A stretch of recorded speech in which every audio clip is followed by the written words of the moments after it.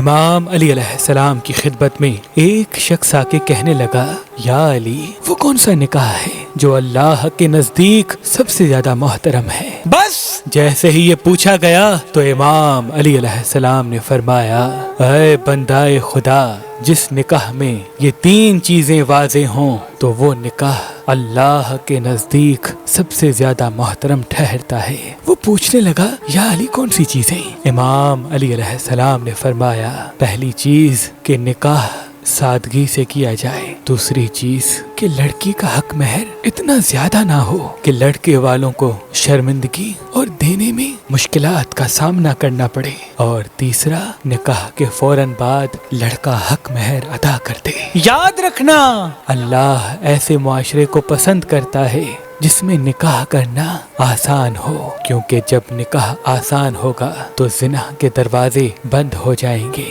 لیکن افسوس تو یہ ہے کہ اس زمین پہ ان قریب ایسا زمانہ آئے گا جب زنا آسان اور نکاح مشکل ٹھہرے گا۔